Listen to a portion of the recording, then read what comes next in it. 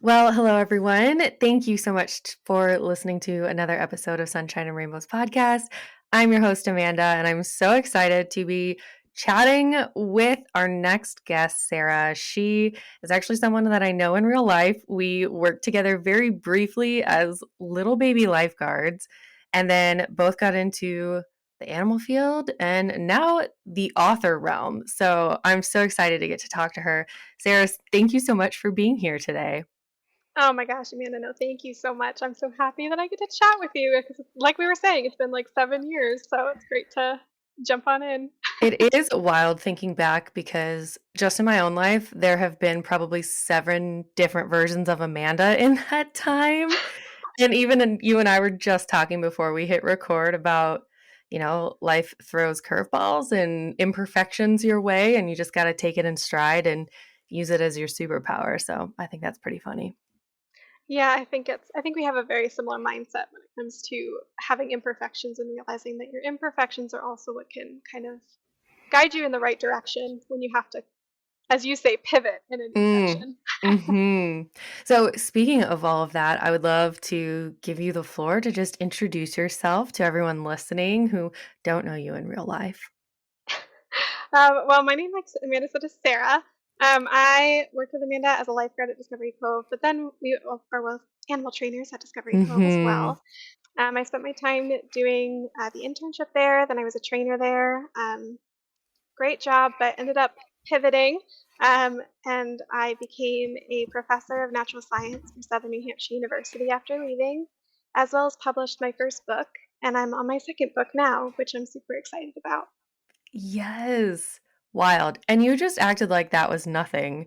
You're like, "Oh, and then I became a professor, and oh, then I just wrote this book, and I'm on my second book." But holy moly, Sarah, I know in my life those were huge pivots to make.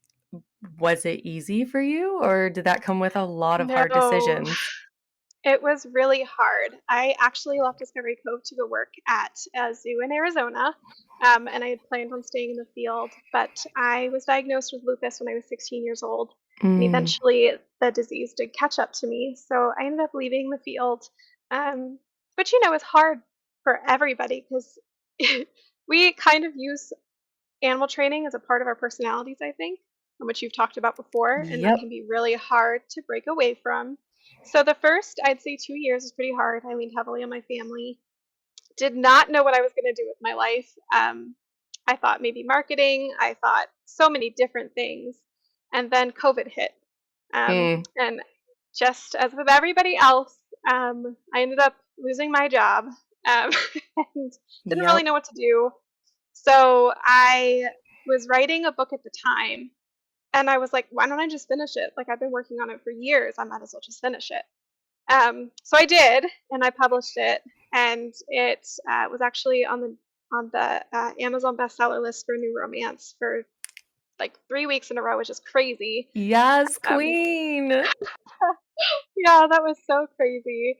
Um, and then I was like, oh, you know what? Like maybe I can do this. And at the same time, um, I was lucky enough to have gotten into contact with Southern New Hampshire University, and they were looking for advisors to advise business students, which is what my master's degree is in. So I decided, yeah, why not? Something until I figure out what I want to do. And then I found out that I really like doing it, That's which so was cool.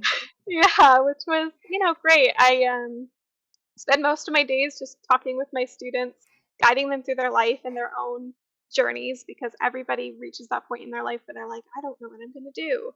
So I kind of get to be that person there for them who's like, well, here are some ideas, and I'm your shoulder to lean on if you ever need to talk. So that's been a blessing in disguise. I love working for them, and while I was doing it, they were like, hey, we need professors. Wow.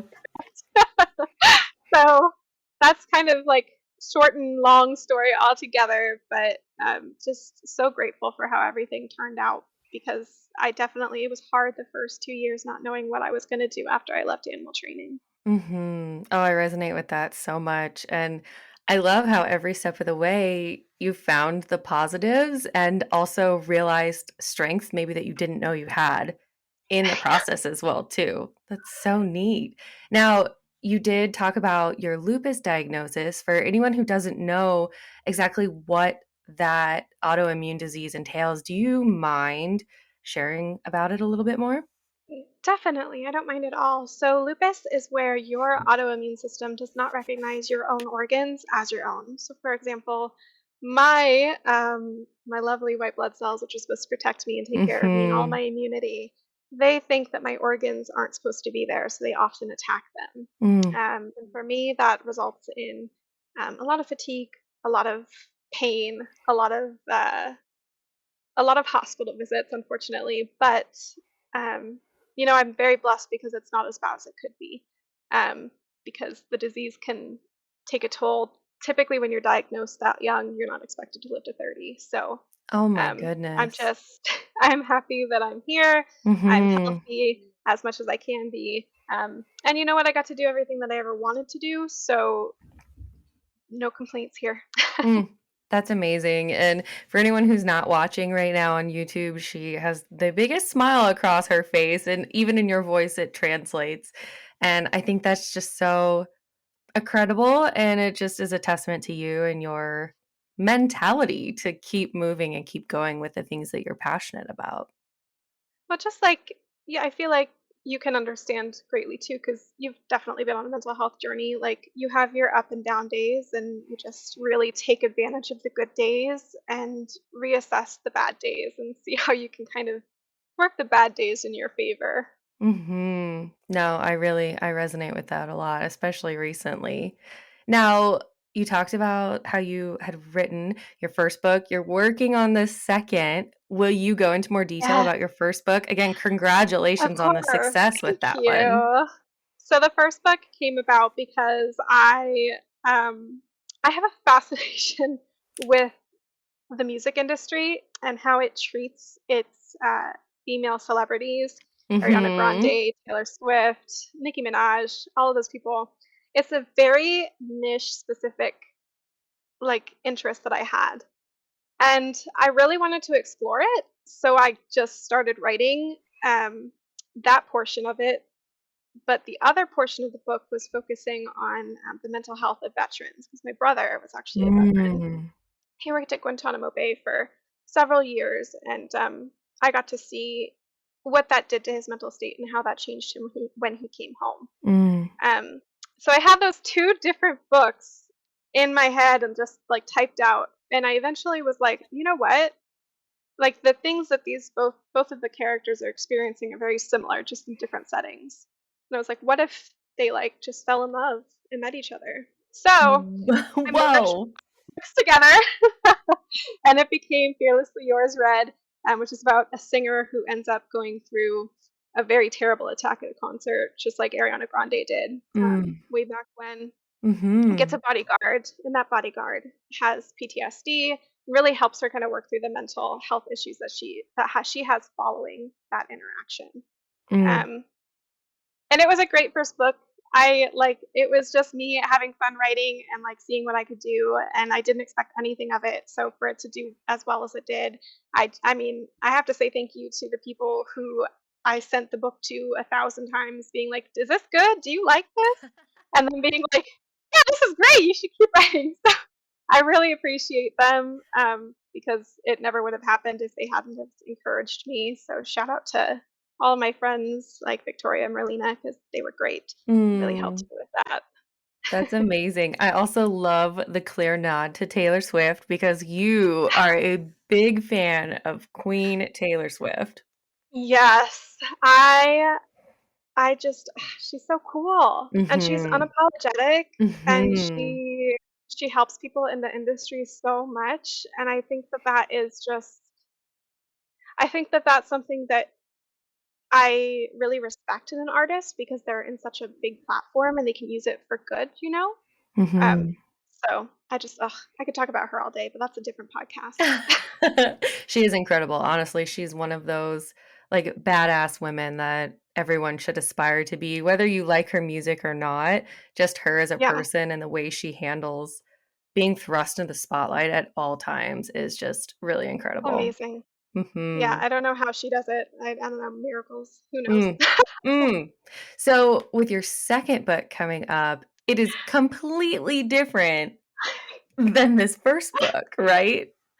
It is. So for the second book, it's called Waterlogged. It comes out Mhm. on December 25th, Christmas.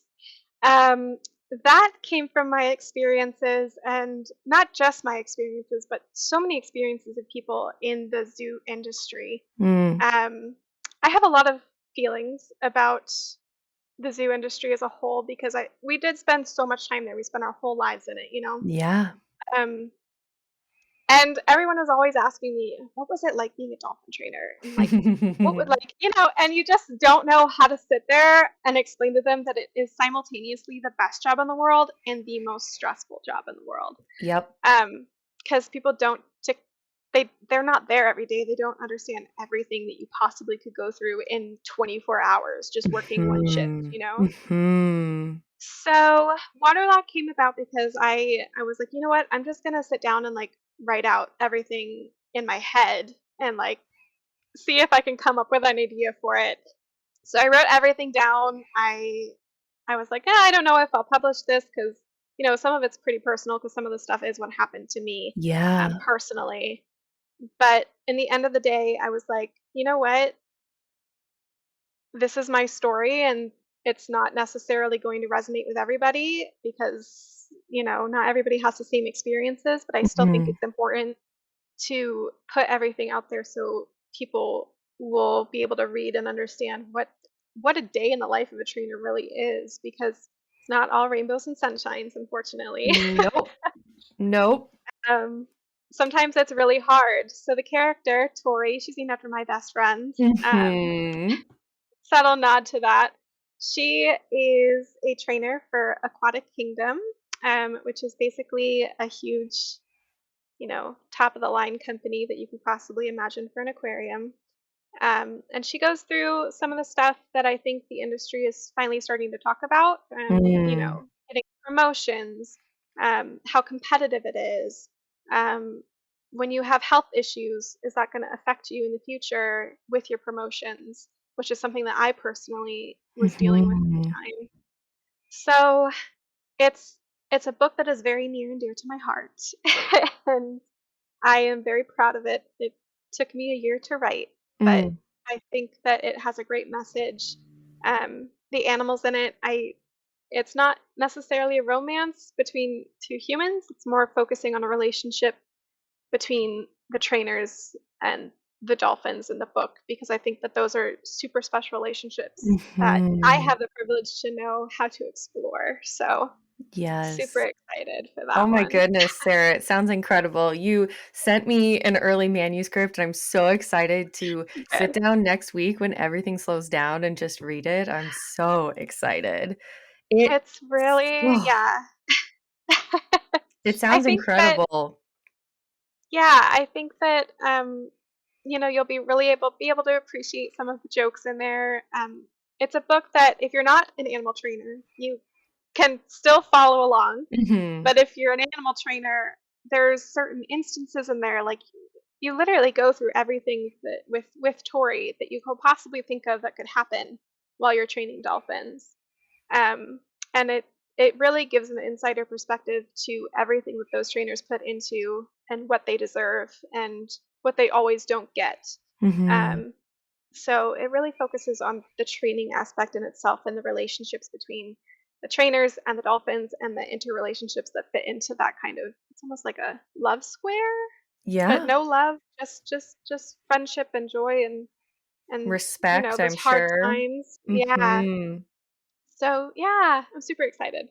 Man, so with writing that book, obviously, as you said, you're drawing from personal experiences, experiences from others, shared trauma, basically, a lot Yeah, of it. basically. How were you able to protect your mental health by going back and digging up some of these things that maybe you were like, "Yeah, that didn't happen. Yeah, I don't wanna think about that."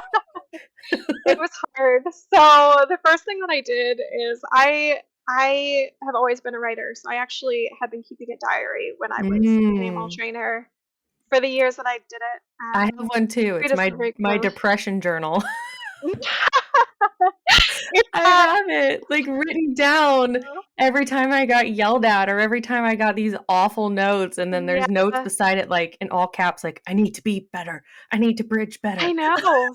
And you're so hard on yourself because you're like, how do I be better? And Mhm. I think for me, the way that I did that is because I separated fact and fiction, and I took Mm. things that had happened to me, but I made it fictional. So Mm. even though some of it is related to something that happened to me, it's not exactly the same. It's not the exact same situation. Or the situation was given to another character. Mhm. Um, Putting that basis of fictionality on it really helped me dive back into some of the stuff that I had blocked out. And I think it was really good for me too, because you kind of go through that period of time where you're like, oh my God, like I really miss it. Like I should just go back.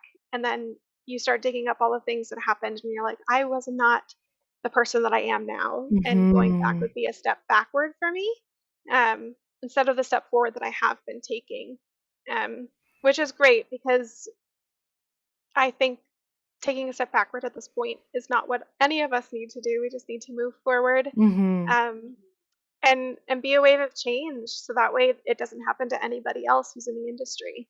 Yes, I think that's so important, and like you said earlier, these conversations are starting to be had a little bit more by current trainers and new trainers coming in, having this charge for protecting their mental health and setting up work-life boundaries and things like that, which are so vital to staying in this field a long time.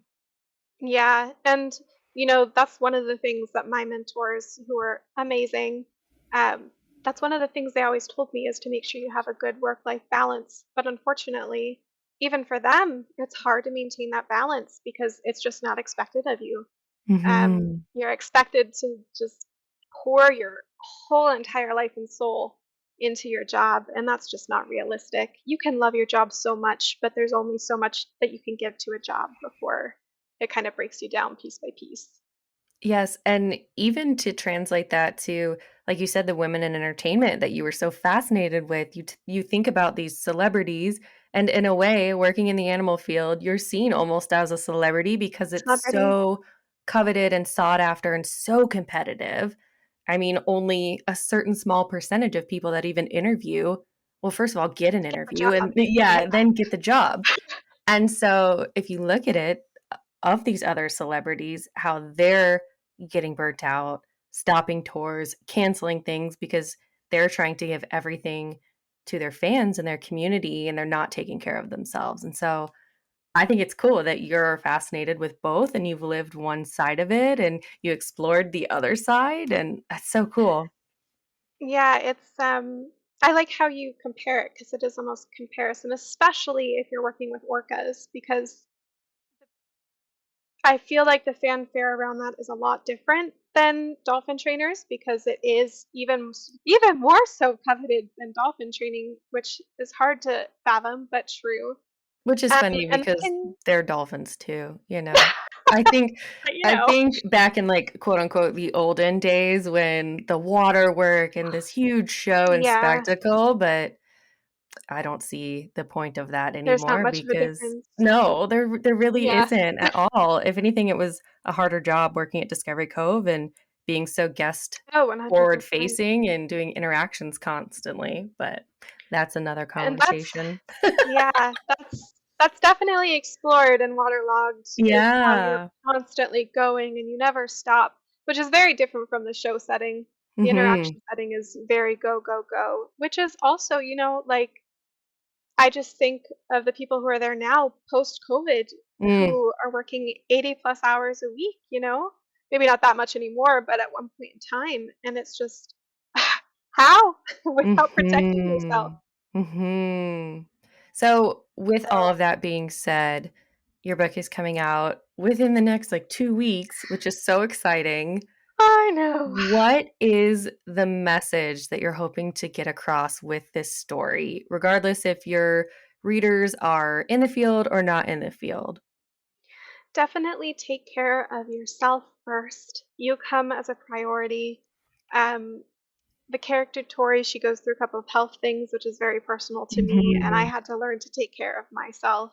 So I really wanted to show kind of a comparison of you can take care of these animals and they can go through similar things as you as a trainer, and you two can have that connection. But at the end of the day, you also need to think about yourself and your well-being, and how you're going to make yourself feel successful, because you can get handed all of the promotions in the world and that might not even be what you want. You just don't understand that something else is there for you. You just haven't met it yet. Mm. So powerful, so incredibly powerful. Something that I think I know I for sure could have heard as a young trainer or someone getting into the field even. Yeah, I definitely hope that some wannabe trainers will hopefully read it, um, and hopefully spread the message that it's okay to take care of yourself and you should not feel guilty for taking a sick day. You shouldn't feel guilty for going on vacation with your family. Um, just stuff like that. Mhm. It sounds so counterintuitive that in order to help take care of others, you have to first take care of yourself.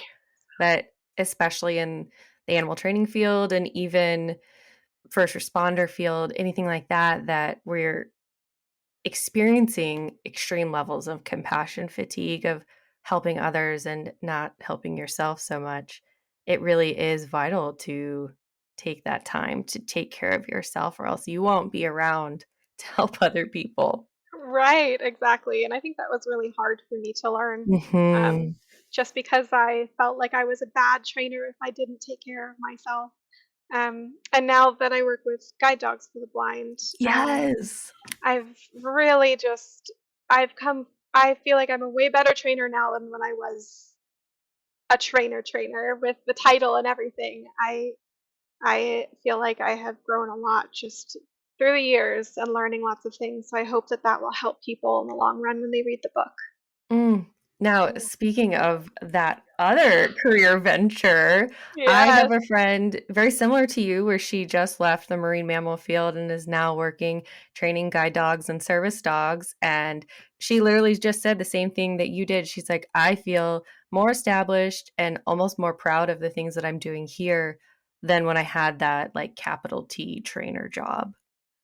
Yeah, it's crazy. And I think part of it has to do with just feeling like what I'm training is actually coming to fruition and I'm being rewarded for it. And my team is so rewarding about it. And they're like, Sarah, you did such a great job. And even if there are tiny, tiny mistakes in a plan or anything like that, it's just like, oh well, you can try again next week and I bet you he'll do better. And he does. It's crazy. Wow. Not life or death. Having that support on my back and having people who have trained over 50 guide dogs being like, oh, Mm. you're doing great, so is Bubba. Like it's such a different experience, and that's why I think that for me, I don't know about your friend, but I feel much more accomplished and I feel more like a trainer than I did when I had the title and the whistle and the wetsuit and the whole Mhm. shebang. It's almost like those things are more status than, like, Than actually anything. practical because I know so many other jobs that use the training whistle, but for some reason in the animal training field, it's so like, "Ah." Coveted. Yeah. Yeah. And I'm like, oh my gosh, yeah. It's so funny, Beautiful to I'm hear. in the process of writing my 2nd book of my I children's know. book series, I'm and so excited. it's about that moment of getting your whistle, and it's just so funny, Is the all the things that thing. you go through to get this one thing that's so integral to do what you need to do. Yeah. Yeah. But as baby trainers, we like that was the thing. We were like, if we get that, that means we've made it. We're trainers. So I think that's just another lesson that it's important to learn, which is something that you'll learn in your little children's book, which is great. Mhm, mhm. No, and I think it's just a testament that I just saw a TikTok the other day that, like, attaching what you're manifesting to feelings is not good Yeah, because once you accomplish it, you might not always feel the way that you think you're gonna feel, and, like, the grass is greener mentality, and right. whew, that's a tough one. Isn't that a hard one? Yeah, I feel like you could talk about that for decades because Mhm. I mean, the way that human behavior works in general and how we're all so different and we all think so different and we all process things so differently. Um, Fascinating. Mhm. And it's our superpower to just bring it all back around. It's true, the way that we experience things and think things makes us so unique as individuals and as people, and if we can harness that and use it to reach our full potential, then that's when we're reaching others, and it's just so incredible to see you so clearly thriving and just so passionate about what you're doing now, and again, knowing you over almost a decade now, and seeing that version of Sarah Berry back then, because you can't it was weird calling you Sarah because I just know you as Sarah Berry, like one word, Sarah Berry. But seeing Sarah Berry then versus now, like, ooh, girl, goosebumps, full body chills, transformation in the Well, I best have to say way. the same about you. I know, but I think that's one of the best parts of coming from the field that we did come is we did get to meet amazing people and get to have friendships like ours where it extends beyond that just because we're all so similar at heart. All we want is what's best for the animals, so we get to Mhm. kind of carry our friendships past even when we leave, which is amazing. Mhm. Mm, I love it. Oh, I'm so excited for you. Now, I would love to give you an opportunity just to share where we can find the book, remind us when it's coming out, where we can keep up to date with all of your adventures, all of that. So you guys can actually find the book on Amazon on December 25th. So in like 2 weeks. Mhm. um, it's called Waterlogged by Sarah Berry. You'll be able to purchase it either on Kindle or for paperback, and you can also request it at your local Barnes and Noble or your local library if that's something that you're interested in.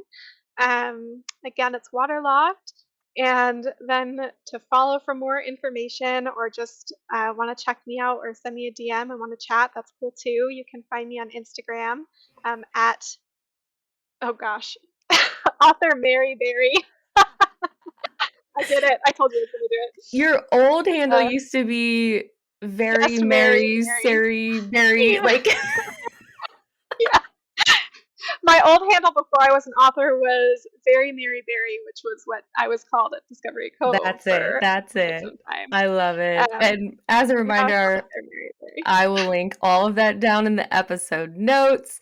I will tag Sarah on Instagram. So if you guys are listening or following along there, you can find her account there as well. And I'm so excited for you. I can't wait. Like I said, this next week slows down for me. So I'm going to get your book and a cup of coffee and like my favorite slippers and like snuggle in and read it. I'm so excited. I can't wait to hear what you think about it.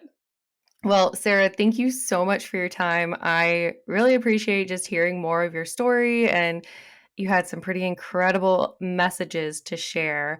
Before I let you go, though, I did just want to ask you if you have any advice to anyone listening that maybe was in some of these situations that you explained, whether they're thinking about a career switch or maybe going through some type of mental illness or disorder or autoimmune disease like you have gone through. Yeah, I'll give you the floor. Definitely. So, lupus has been such a big part of my life since I was so young. I just want to say that if anybody's listening and you're going through an autoimmune issue and you're struggling because you can't figure out what's wrong and you're just tired and you feel like, you're going to have to change your whole life around because your current life doesn't fit the disease that you were labeled with, understand that the disease is a label, but you Mm, can still find a way to do what you want to do without sacrificing what you love for sure. You just need to trust that your friends and your family will support you and trust in yourself. mm. And with that, thank you so much, Sarah. Incredible talking to you. Thank you, thank you, thank you. Thank you. I love you, but Well, the feeling's mutual.